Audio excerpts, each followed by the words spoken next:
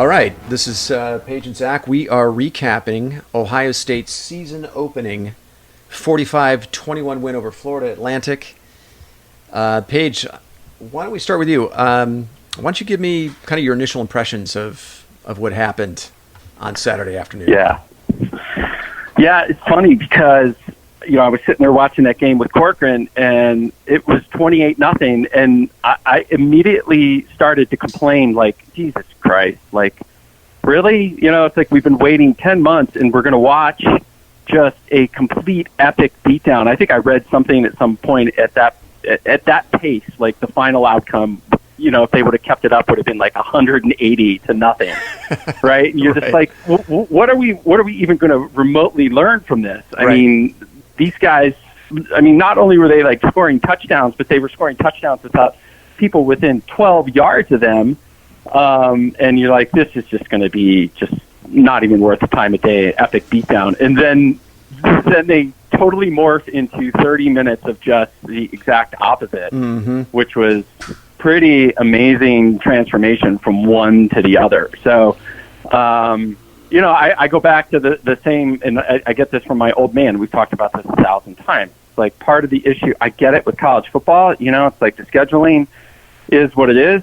But when you play teams like that, I don't think you can really learn anything. What could you possibly have learned from that game? Yeah. Right? I mean, was it the team in the first 7 minutes, or was it the team, for the next 33 minutes? I have no idea. Which is really, I think, a conclusion you can come to with virtually every one of the top teams that played on Saturday. I think, they all played overmatched opponents. There were moments of brilliance, and there were lulls. And I kind of feel like that's what we got on Saturday for the most part. And I didn't want to read too much into that first 9 minutes, 10 minutes, that initial flurry where Ohio State just seemed to overwhelm Florida Atlantic. It seemed Florida Atlantic seemed overwhelmed by the environment, and those first couple touchdowns clearly looked like blown assignments. And how much credit can you give to Ohio State on some of those early scoring plays? But then there were lulls, right, where you could clearly see they were working things out. Overall, though, I don't know where you stand on this, but overall, I thought there were a lot of positives. I didn't find anything overly alarming. We talked a little the other day about J.K. Dobbins and the running game and how we were a little underwhelmed. You would think Ohio State should certainly be able to impose its will in the running game against an opponent like Florida Atlantic, even if it's not running at peak efficiency. So that was a little disappointing. But I didn't really come away from that game thinking there was nothing that, a little practice, nothing that they couldn't work on, and, it'll get better. Yeah. I mean, you could nitpick a lot of different things. I mean, but to start with the beginning of the game, didn't Florida Atlantic, correct me if I'm wrong, they had negative yards at halftime? Like, the defense was so, as good as the offense was in those initial, series, at least through, I think it was 2 solid quarters, like, the defense was just as dominating almost as the offense, where you're just like, holy shit, these guys are just completely transformed. Yeah, and it just looked like a totally different unit. And, hallelujah after the fucking debacle of last year. Oh, God. That, to me, was the more interesting side of the ball to watch, right? Because we kind of know what we're going to get with the offense. Yeah. The defense is the big sort of variable because they were just so god-awful last year. And I think that's real. I think there was more. I do think that's real. I thought...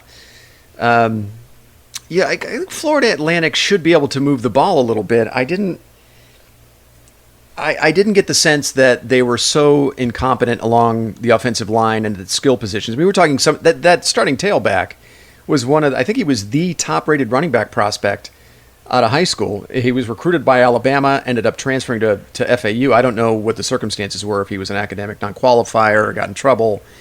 But they have some guys that can actually play. I think there was another one of their guys was an Oklahoma transfer. So they have some kids that can play. I didn't sense that it was ineptitude, like total ineptitude on the part of FAU. I just thought the defensive front looked that dominant.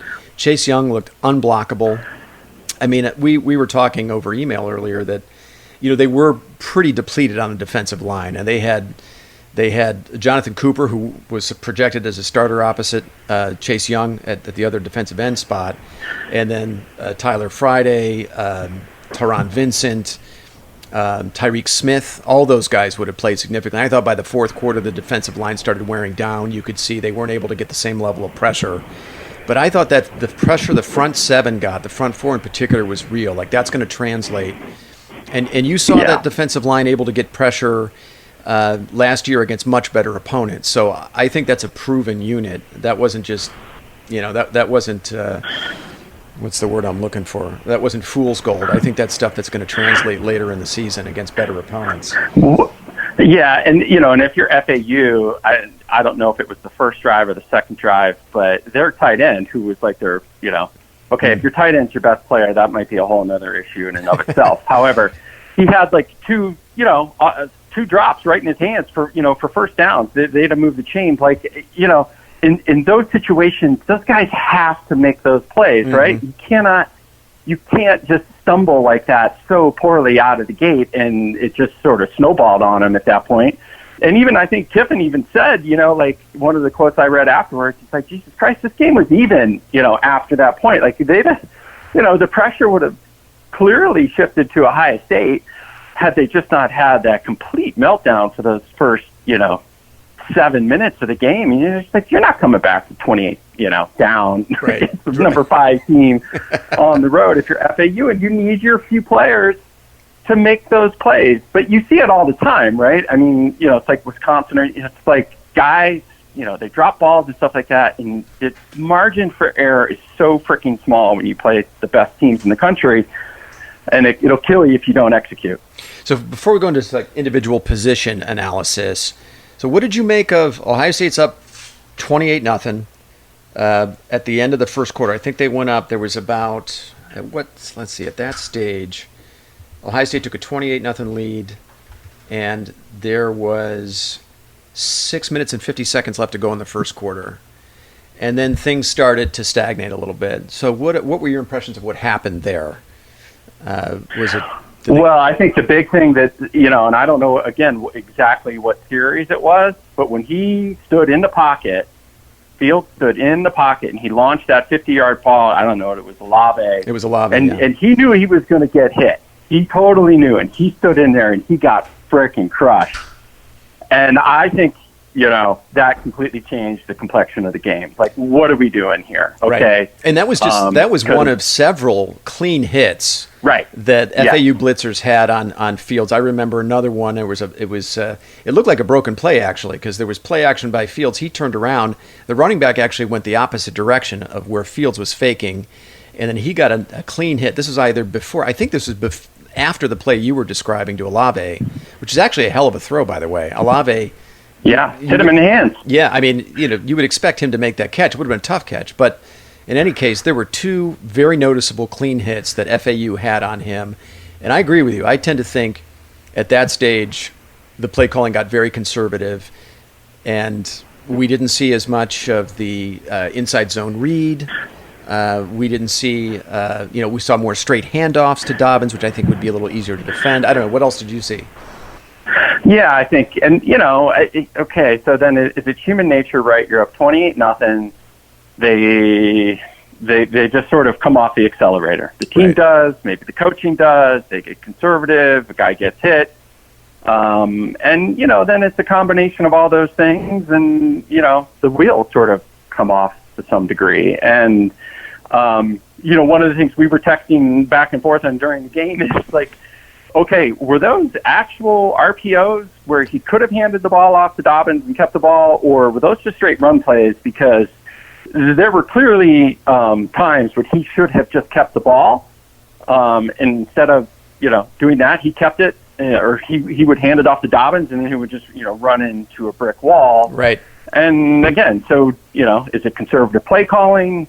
What did they tell him on the sidelines? Like, look, we'll live to fight another day. This game is essentially over at that. I mean, the game was over with 6 minutes left to go in the first quarter. Right. It just turned into something really, really difficult to watch if you're a Buckeye fan, and the execution just sort of fell off. So is it a combination of all those things? I bet it probably is. Yeah. And it was game one, right? They're still working out kinks. You still have a first-year starter at quarterback, and I'm sure we'll talk about Fields, who I thought was just amazing. I mean, let's not forget that really this is, his first real – I mean, he got some game-time action at Georgia, but how much? Right. But to come out as a, true sophomore, whatever the hell he is, in the shoe, I mean, it was an amazing performance, at least for the first 7 minutes. Yeah, no, I agree.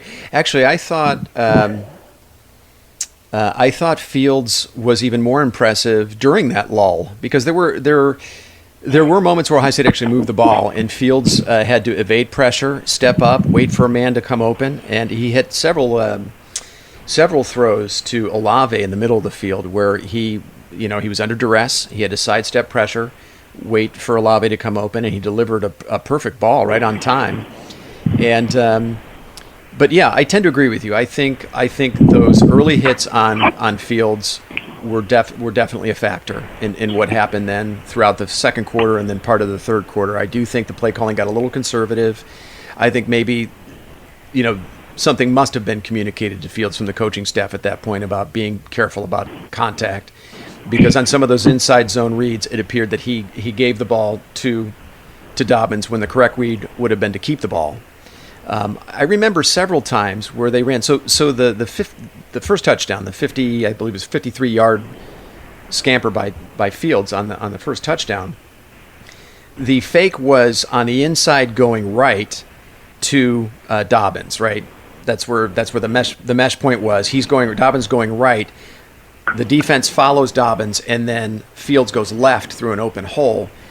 They ran that play several times, and I think after that initial touchdown, Fields just gave the ball almost every time. Yeah. And at several occasions, it was the wrong read because there just was nothing there.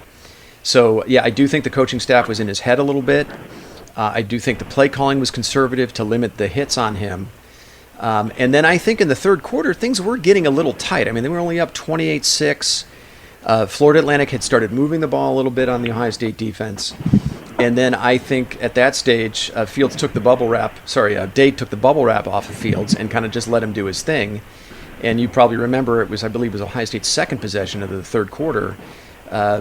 Fields scrambled a couple times to keep the chains moving, keep them on schedule. And then they scored in the third quarter to go up 35-6. And at that stage, it seemed like the Ohio State offense got back on track. But that was my read on it. I think those early hits were the catalyst for that lull in the second quarter and the early part of the third.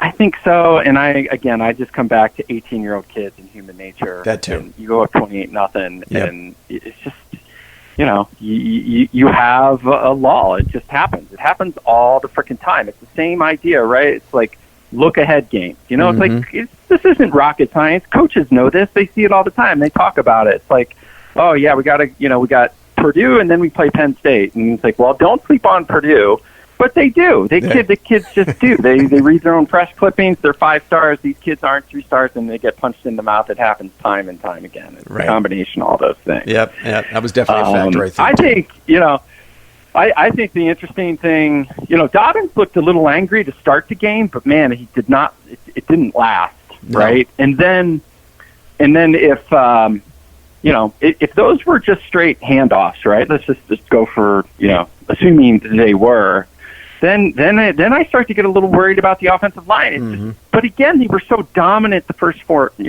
possessions, but then that drop off. So who is it, right? Like what team, should we expect here moving forward? I don't know, but I mean, there was very little running room for him, but he just wasn't.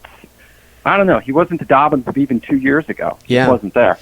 Yeah, no, I mean, there seems to be mounting evidence that Dobbins maybe the first year, his freshman year, was an outlier, and maybe who he really is more of what we saw last year and in the opener, where he's effective. Maybe he's more Boom Herron than he is Ezekiel Elliott, right? Effective, but not a star. But that remains to be seen. We'll see. I mean, in fairness, you've got 4 new starters on the offensive line, and the offensive line wasn't perfect. They had their moments, but they also, you could see, there were moments where they weren't holding their blocks. They were getting beat at the line of scrimmage. And I think that's somewhat to be expected, I guess, given that there's no preseason. These guys are coming out of, 4 weeks of practice against one another, and this is their first opponent. I wanted to go back to Fields for a little bit. Let's just have a look at his line. So he was 18 to 25, 234 yards, 9.4 yards average, 4 touchdowns, no interceptions. I thought he took really good care of the football. He didn't make any dumb throws. He didn't take any unnecessary risks. He was victimized by a couple drops. We mentioned the Olave drop along the sidelines, which would have been a difficult catch, but that's a catch you'd expect Olave to typically make. He had a deep ball that was a bit underthrown, but it was a ball that KJ Hill was able to make a play on, and it went right through his arms. But what were your impressions of Fields?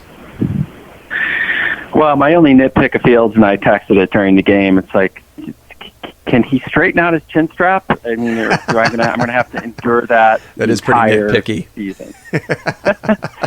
But it's fucking crooked, right? Am I wrong? Or no, you're right. Me? I mean, it kind of, it reminded me of CC Sabathia back in the Cleveland Indians days. But no, I mean, that kid's a fucking stud. Yeah. I mean, you just got to keep him upright. Mm-hmm. I mean, I think that's obvious. But I mean, on the other hand, like to your point, how much can you protect him?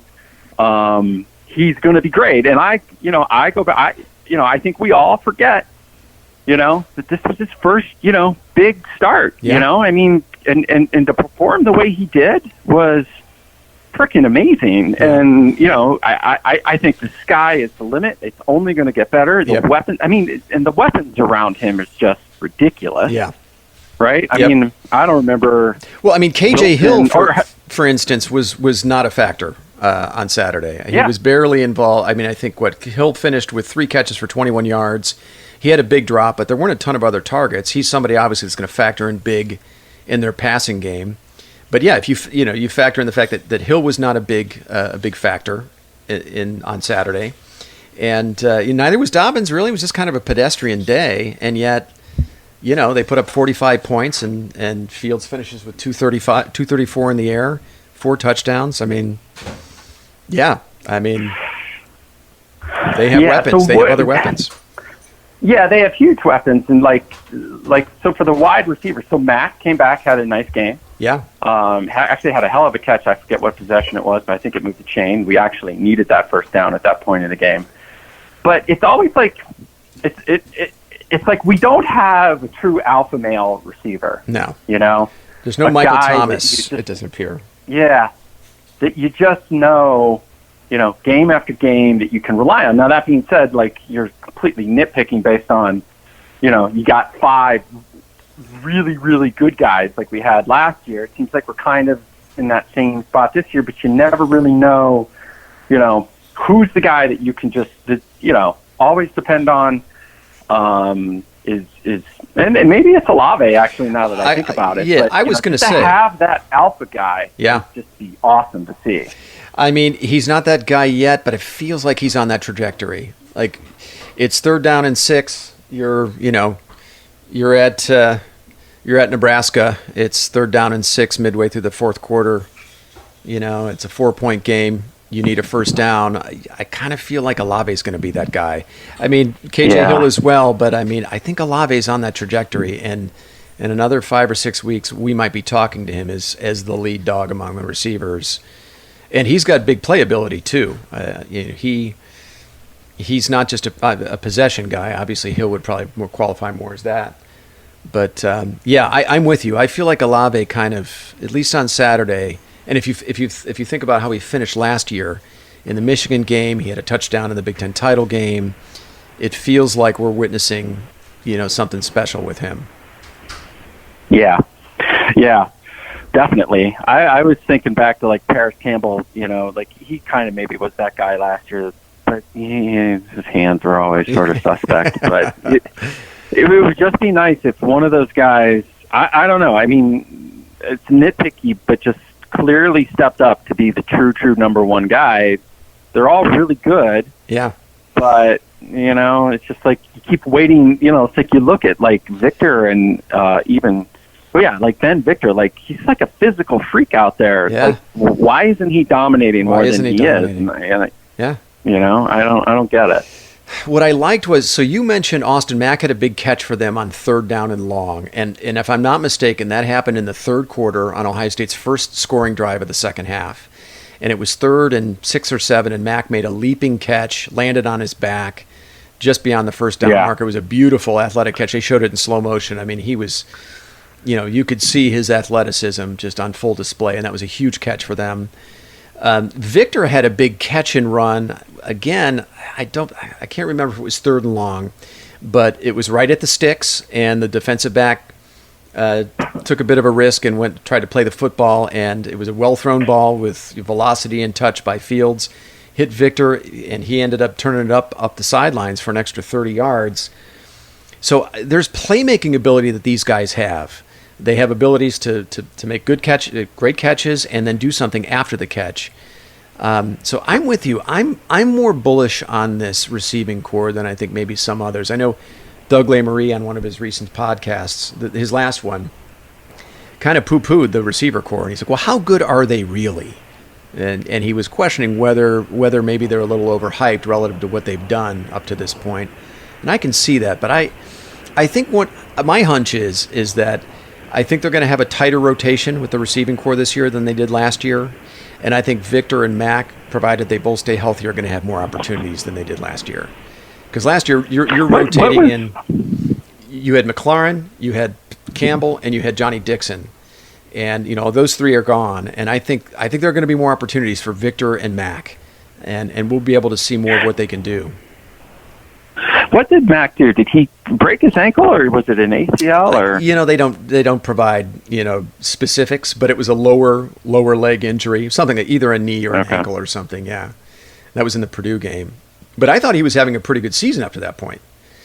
And, he was. Yeah, he's the kind of guy. I feel like if any of these guys, of all the guys on the roster that compares favorably to Michael Thomas, I think Mack is that guy. He's a big physical dude, not super fast, but you get the ball in his catch radius, he's going to bring it down. He can make catches in traffic. I mean, you think back to that catch he had in the Michigan game 2 years ago when Dwayne Haskins came in on that big 3rd and long, and Mack caught that in traffic, got destroyed by the safety, hung onto the ball. I mean, he can make those kinds of catches.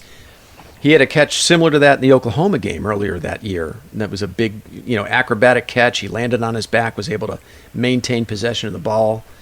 So I know we haven't seen it, and I understand if you're a skeptic, you can point to, all right, well, we haven't seen him do it yet. But I just feel like if he can stay healthy and get more opportunities, we'll see what Austin Mack is really capable of this year. Yeah. No, definitely. I don't think you can say any of them are great. They're all pretty good. Yeah. It'd be great to see, someone sort of separate themselves, but it's still just a plethora of, options for Fields. Right. I mean, Ruckert and the tight end. I don't know, McCall didn't do much, sort of in that H-back. I don't know. I've always been enamored with that dude. I've just been waiting for it and waiting for it. I know he's had some injuries, but it probably hasn't happened by now. It probably isn't going to happen. He was pretty good in the return game, I have to say. He was really good, actually, in the return game. He almost broke the opening kickoff, and then he had a nice punt return as well that went for, 40 yards? I'd have to look at the return game there. But, yeah, he had a big punt return that set up, I think it was their second score. Yeah, 35-yarder that set up their second score. And then he had at least one really nice kickoff where someone got him by the shoestrings. Otherwise, he might have broken it. And then he got nicked up for a bit there. So, we'll see. I kind of feel like McCall, it's just hard. I don't know how much you can rely on him with the injuries. But I think he has some big play capability. You use him maybe in the right spots.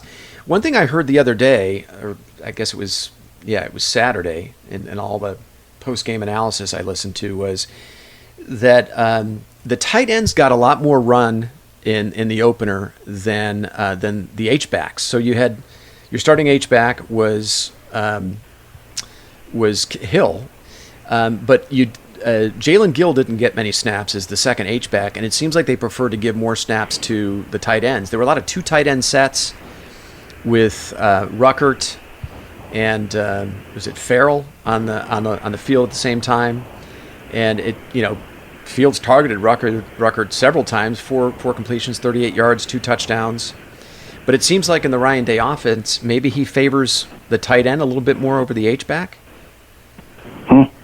which I thought was interesting. Yeah, well, yeah, who knows, right? And we'll see. Haven't even touched on or glossed over the fact that really it was, Ryan Day's first game too. I mean, I know he coached 3 games last year, but right, it's kind of a big deal. Right. I don't know. I think a lot of the national media made some bigger deal out of it, or I guess they're over the course of a season, and that's fair. I mean, we have to see how he handles, big, tough calls in big game situations. Mm-hmm. But at the end of the day, it was Ryan Day's first game too, Yeah, that's true.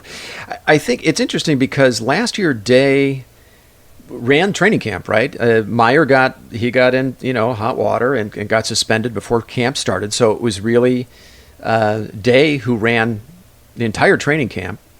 And then, obviously coached the first 3 games. And that TCU game, I was at that game. That was, there were some tight moments there. And, we trailed by 8 about midway through the third quarter. It was not looking good. And, they made a few adjustments there with the big tunnel screen to Paris Campbell for that long touchdown, got him back on track. But there were definitely some in-game adjustments and some adversity that Day had to manage. And I thought he did a pretty good job. So while he is a first-year coach, I do think last year was really, really useful. In particular, running the entire fall camp as he did last year. And now this is really his second fall camp. So he wasn't really, in terms of running a fall camp, evaluating talent, getting the right kids into the 2 deep. This is really his second go-round with that. And really his second season opener as well. It is different when it's your own program, I get that, but that turned out to be really useful experience. Yeah, and obviously that experience is huge. That being said, you can't tell me the guy still wasn't shitting a brick before that game. Oh yeah, I'm sure. I mean, come on, yeah, about it. So, but that's good. A little nervous energy is probably pretty useful. Yeah. What did you? So, what were your thoughts on that third quarter? Master Teague came into the game. Ohio State at that stage had, pretty comfortable lead. I want to say it was something in the neighborhood of, 35-6. Maybe it was 35-13 at that stage. And Teague came in and seemed to give them a lift in the running game. He finished 49 yards on 8 carries, a 6.1 yard per carry average. Dobbins finished only at 4.3, and Teague was running behind the same offensive line. I mean, was that just kind of, small sample size? You don't want to make too much of it. Maybe at that stage, FAU had started to wear down a little bit. Or do you think there's something there? Do you think maybe Teague, maybe he should be getting more snaps? Well, again, we don't know, right? Because the plays, where Dobbins sort of fell off there in the second quarter and in the third quarter were those RPO plays. And again, maybe it's just because I'm not smart enough to know the difference. Yeah, you and me but both, it certainly seemed like, it certainly seemed like with Teague, they just lined up almost like traditional fucking, Earl Bruce football and hand the ball off an offensive lineman. You go left, you go right, here's the hole, and hit the hole, and he did that. That being said, he did it great, and he gave him a huge spark, and we're going to have to see more of it. I think you have to see. I don't know, if it's anything, is it what I just described, right? As far as the play calling, but at this point, you're going to, Ryan Day knows, that whole team knows, the offense knows the answer to that first question.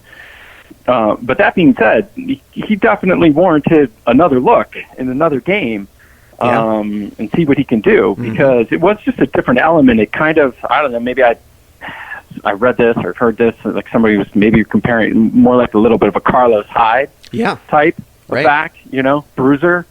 We need that 4 yards. Big man, big boy, just go get us those 4 yards. And right. He played great. He was a stud. Yeah.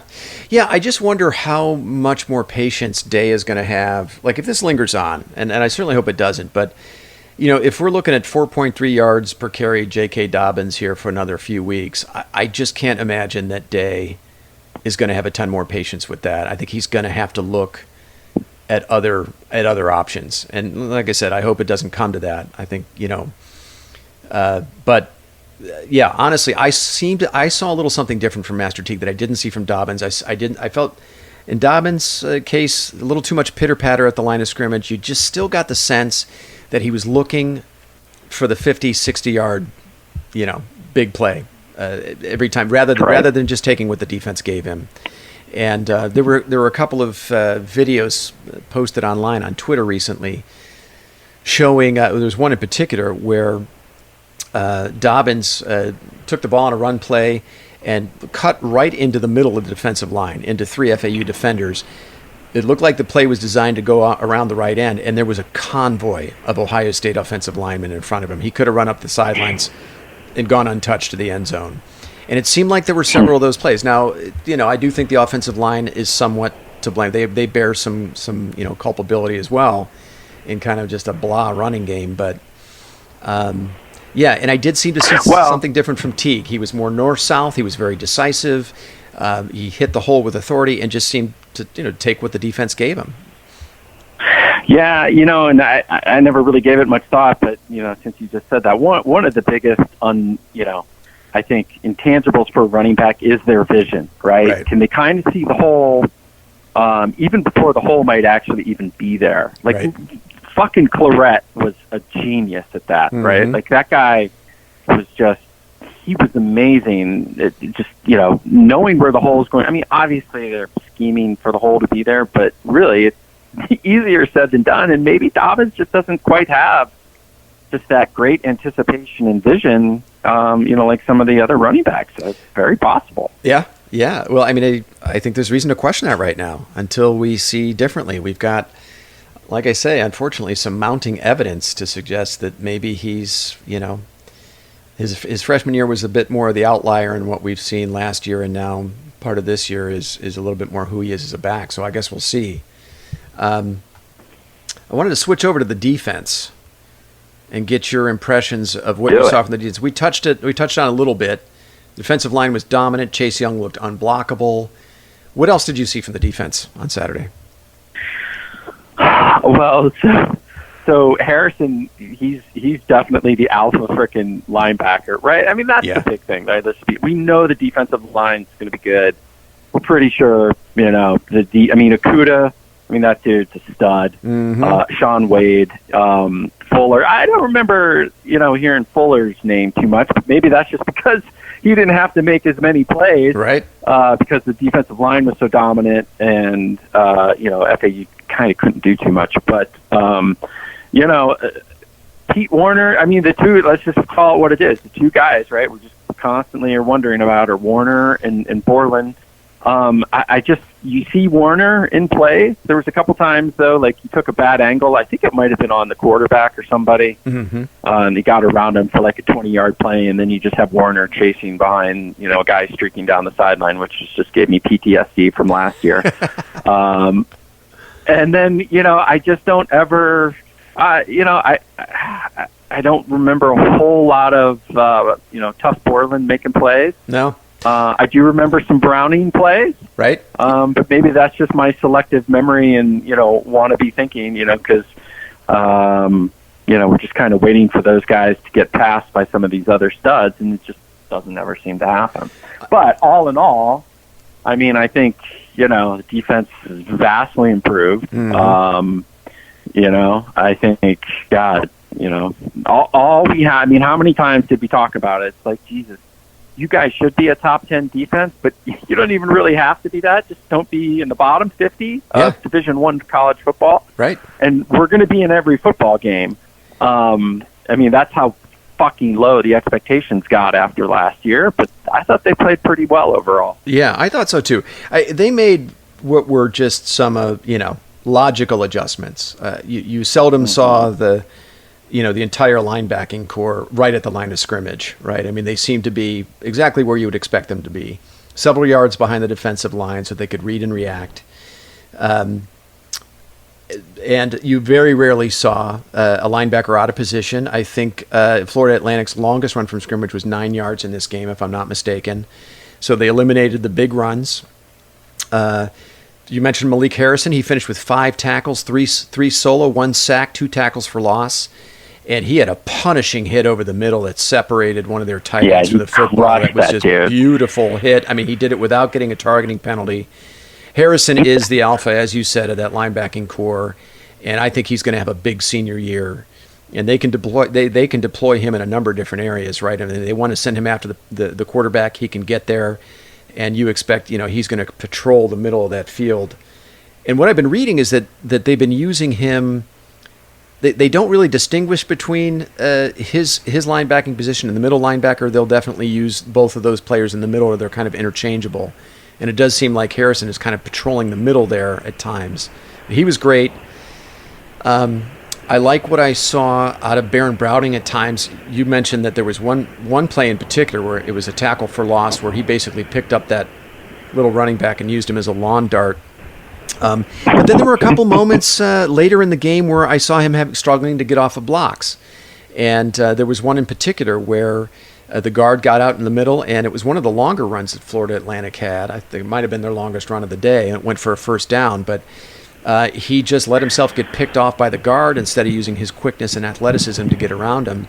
So I feel like, and this is why Le Marie often says that he feels like Browning is better suited to the outside, where he's pressuring the quarterback rather than reading and reacting and trying to make tackles behind the line, because he still seems to struggle making reads and getting off of blocks. But he definitely seemed to be more of a factor on Saturday than I remember all of last season. I honestly cannot remember a single big play that he made last year. I know that sounds unfair. I'm sure he made several, but I just don't remember any.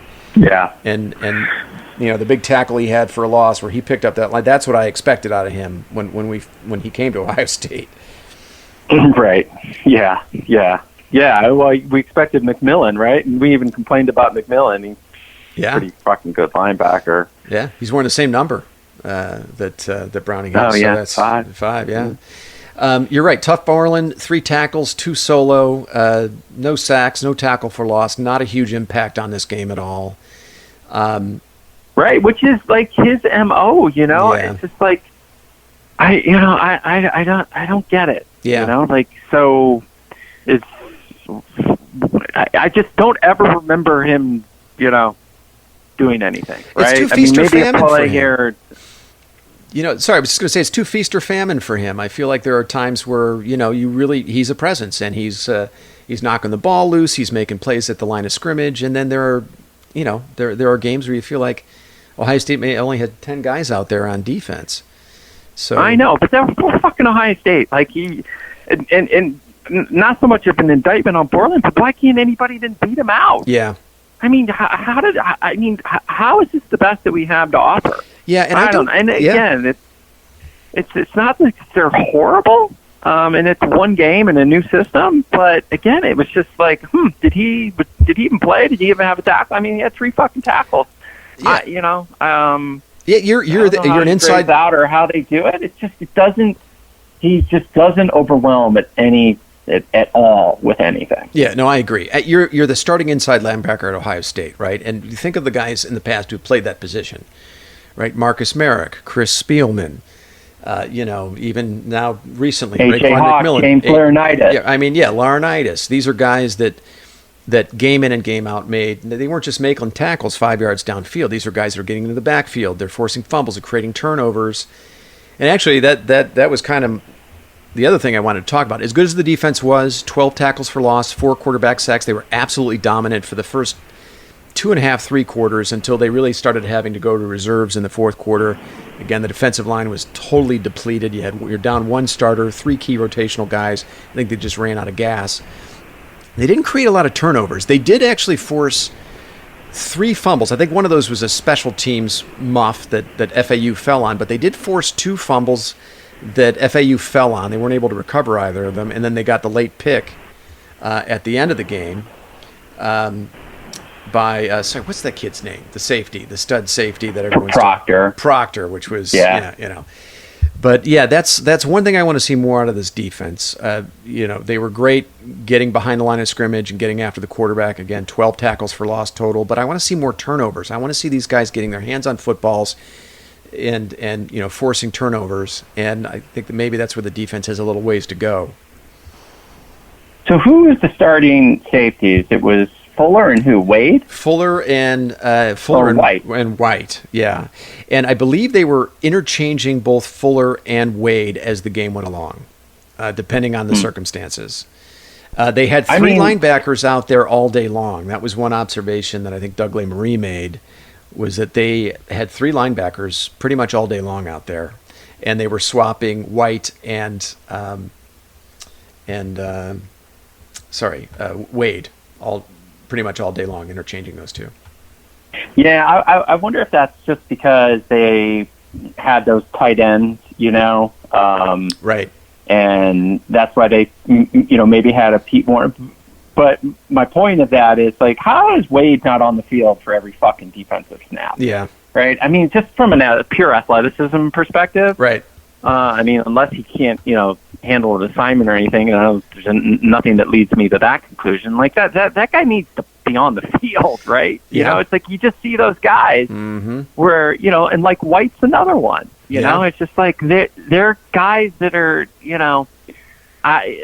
they're just ball hawks. They're just alpha fucking guys out there, and they need to be on the field, and then then I'm watching fucking Tough Borland for 60 minutes. I just don't get it. Well, and I tend to think, because by the end of last year, right, I mean, you had White and Wade out there at crunch time. They were part of your crunch time 11 on defense at the most critical moments of the biggest games.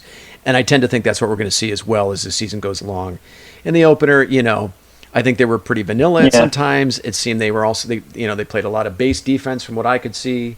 And it seemed also they were trying to experiment with different personnel groupings. But no, I totally agree with you. I think when push comes to shove, at the most critical moments of this season, Shaun Wade's going to be out on the field. Brendan White's going to be out on the field. I mean, those are the guys that they're going to, part of the 11 that they're going to ride or die with at the most important moments of the season. Yeah, Okudah looked great. I thought Okudah, he had one pass breakup that was pretty impressive, but he had several open field tackles that I thought on their backs out on little flare outs and screens that I thought were really impressive. He's going to have a huge year. I think you're looking. Yeah, he's a stud. He's a stud. I mean, I think you're looking at Okudah, Young, and Harrison as guys that could potentially be first team All Big Ten type players. I mean, I think in the case of Young and Okudah, we could be looking at All-American. Certainly in the case of Young, All-American type seasons. And those three right there, I would identify as probably the three best players on your defense. And then after those two, I would identify probably Brendan White, Shaun Wade. But at linebacker, we'll see. I don't know who would emerge from outside of Harrison, who would emerge, as somebody that you could really, really identify as, hey, these are the lead dogs on the defense. And then I'm looking. Yeah, I mean, and that's the thing. That's just it. That's the $1 million question.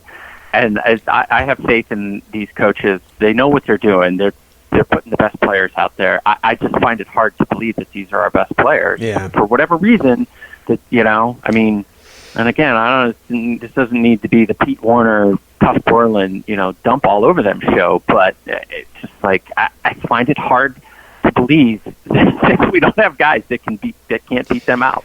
I think it's got to be tough, because I think Borland, by all accounts, Borland and Warner are those guys that do everything right. They handle all of their business right.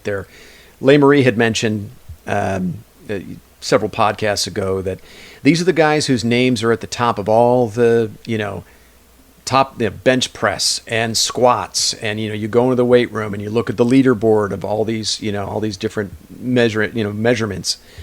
Those guys are at the top, right?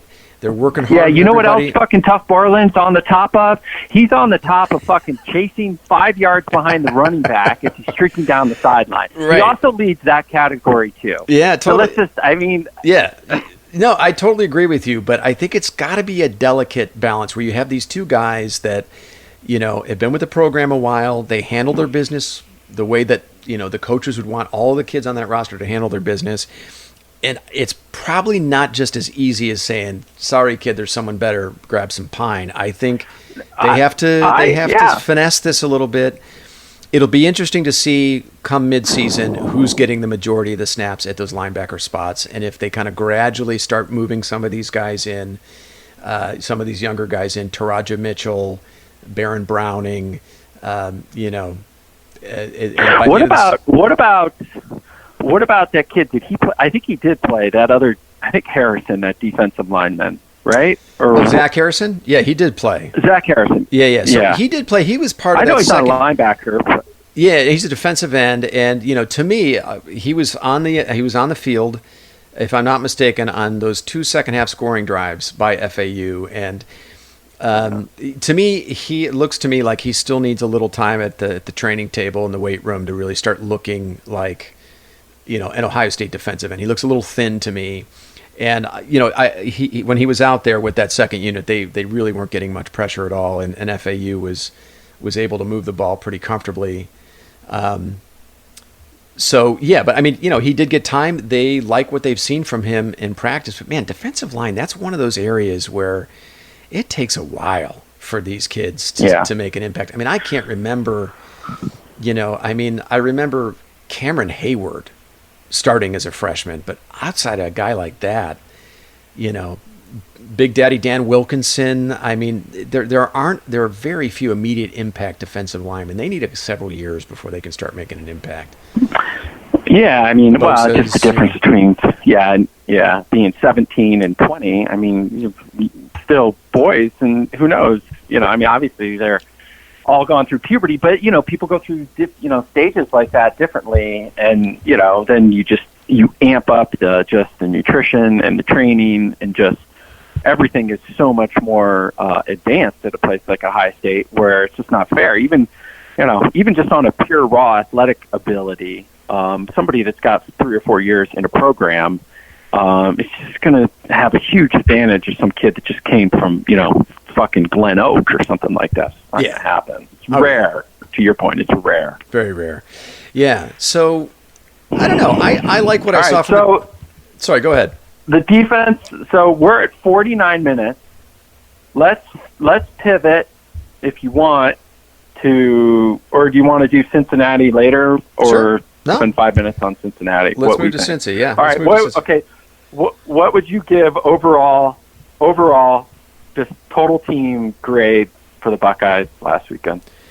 I'll give him a B. With certain areas, scoring an A, and other areas maybe C, room for improvement. But there was nothing coming out of that game that I was overly concerned about, like, whoa, this is a bad omen. Like coming out of last year's opener, where you give up 2 80-yard touchdowns and then another touchdown runs and then another 50-yard pass play for a touchdown. Those were red flags, given that those kinds of plays up to an Oregon State team who was terrible. There was nothing I saw out of yesterday's performance on either side of the ball that I felt like was a major red flag and couldn't be improved upon, within a couple of weeks. So I'll give them a solid B. How about you? Yeah, it's funny. I mean, they started out AA+ and then just slid right down. I'm going to have – oh, man. I can't do any better, I think, than a C+. C+, all right. Yeah. But again, my big thing is you play these teams, who knows how good that team was, right? It's too hard to know. I think you'll start to learn a lot more next week against the bump up in obvious competition. It's not like we're going to go play, at Alabama or anything like that, but Cincinnati will give them a better game. So, I'm on the fence, B-, C+, but I'm going to go with a C+. Yeah, I mean, we're within the same range, basically, I think. I mean, we were, I was unsatisfied. I wouldn't say I was disappointed. My buddy Dan asked me, he's like, well, how disappointed are you? I go, I wouldn't use disappointed. I would use kind of unsatisfied. I will say, one other thing I will say kind of overall, that it's something to watch. I don't know if I'm going to worry too much about it, but this is if you go back to last season, this is really the third game in a row And, we're returning a lot of the same players from last year in the 2 deep. So the core of this team is pretty much back. Third game in the row where Ohio State jumps out to a big lead and really kind of has to hang on, or there's a very long lull that allows an opponent to get back into the game. Now, FAU just didn't have the talent to make yesterday or Saturday truly uncomfortable. But if you go back to the Big Ten, the Rose Bowl, we're up 28-0, and we had to hang on for dear life and win that 28-23. And then you go back to the Big Ten title game, where we had a 17-point lead at the half, and then all of a sudden we're looking at a 24-21 game with Northwestern. Clearly, the talent gap was obvious. There was no reason the game should have been that close. And then, of course, Ohio State pulls away. But now we're talking about 3 performances in a row where Ohio State jumps out to a big lead and then lets an inferior team off the mat. And it's white knuckle time. It's just something to watch. I don't know if this is a trend. Yeah. But that's something that that's how you get beat. That's how you lose a game you can't afford to lose.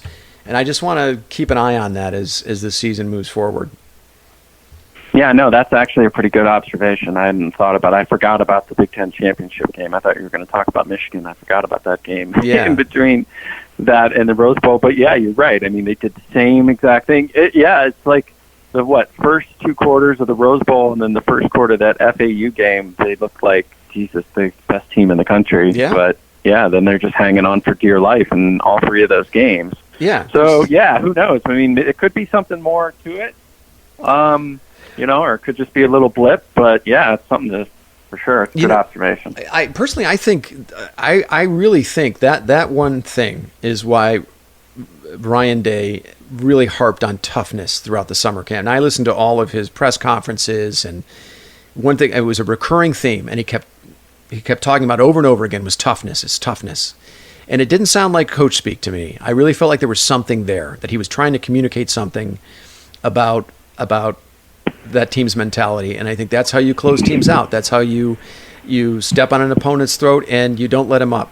And I think there's something around toughness with this team, maintaining effort, maintaining focus, that has Ryan Day worried.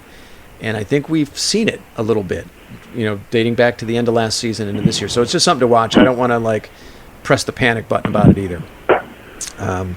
But no, you're right. It is tapping 3 times in a row. So it's going. I mean, it's definitely no longer an anomaly. It's certainly a trend. So Cincinnati, we got Cincinnati coming to town next week. I'm going to be there. The line is 17 Oh, you're and a going. half. That's right. I'm going. Yeah. So 17 and a half. I'm on ESPN.com. I guess it depends on what sports book you're looking at, but I think 16 and a half to 17 and a half is the line. And I guess that seems about right. You have to respect Cincinnati. You have to, respect Luke Fickell. Marcus Freeman is a rising star in the coaching ranks. These are guys that, as we always say, when you play an in-state school, these kids are extra motivated because Ohio State passed on them, right? They didn't recruit them. There's a chip on their shoulder, and I think that's a real thing. Cincinnati comes off an 11-win season last year. They beat UCLA in the opener, 24-14, I believe was the final in that game. I talked to my brother-in-law, who, as you know, is a Cal booster and knows Pac-12 football inside and out. And he told me that the UCLA, they're not particularly well coached, especially on the defensive side. Not a great defense. They're pretty good at stopping the run, and they limited Cincy in the run game. Cincy in that game did some things in the pass game. 242 yards from Desmond Ridder, their starting quarterback, 2 touchdowns. He did throw a pick. But I don't know that we're going to expect a ton out of UCLA this year. I think they're very much in a rebuilding phase still, not really close from a talent perspective of what you would expect out of UCLA. I know Gallagher made a big deal out of Cincy's big win over UCLA. I don't know. On its surface, it looks like a big win, but I don't think anyone expects UCLA to do much of anything this year. Not even be bowl eligible. So I mean, what little of that game I saw, but I did see some of it. I don't think you could have made the argument that UCLA had better players or athletes. I mean, it seemed to me like Cincinnati was at their level, which, I guess historically, that's you wouldn't expect that. But yeah, I mean, UCLA, they look bad. So then I flip it on its head. So how much did you really learn about Cincinnati? Mm-hmm. Who knows? I mean, you and I guessed it. I guessed 14. And that's only because, we all know, again, like this is the other biggest cliche in sports, but we know this. You just said it, right? These kids didn't get offers from Ohio State. Coming to the shoe, they got something to prove. Their whole families are going to be there. Jesus, got Fickle and Freeman. Ohio State's going to have to come to play, right. to win and to cover comfortably. They're going to have to play a full game. Otherwise, it's going to be a fucking nail biter in the end. We just know it is. Yeah, no, I mean, you can't have a second and third quarter lull like they did in game one and expect to win comfortably, or you're going to be tempting fate. So I'm looking at Cincy's schedule from last year. I don't know much about Cincinnati, and I don't know how many returning starters they have. I know Ritter, their quarterback, is back this year. They come off an 11-2 campaign. They with a win over Virginia Tech in their bowl game, a 35-31 win over Virginia Tech. Virginia Tech isn't what they used to be, as we both know. Last season they opened with a win at UCLA, 26-17, and their two losses were to Temple, 24-17 in overtime, and then really the best team they played last year, UCF. It wasn't close. UCF handed it to them pretty good, 38-13. So I don't know that. I know they've been competitive. I'm not sure. We'll see. We'll see how they handle themselves against a team as talented as Ohio State. Quite frankly, between this year and last, they haven't seen the same level of talent that they will on Saturday.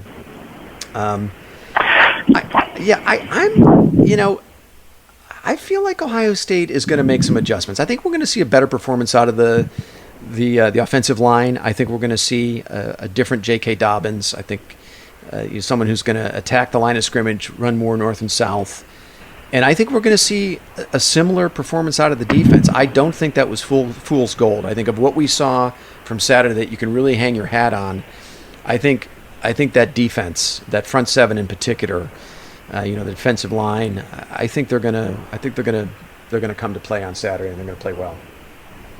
Yeah, I mean, you're gonna need some serious playmakers to put one on that defense to keep it up and play like they did on Saturday. You're just not going to be able to do anything if your best player is two white tight ends, unless you go back to Iowa last year. And so the more I kind of think about it now, and I always kind of like to go with the contrarian sort of point of view. I think everybody's thinking the same thing, right? Like, here comes Luke Fickell into the shoe, and all these Ohio players. You watch Ohio State will go out and throttle them, 52-10. Yeah, I mean, if you and I are sitting here next week and we're talking about a Cincinnati upset, what does that look like?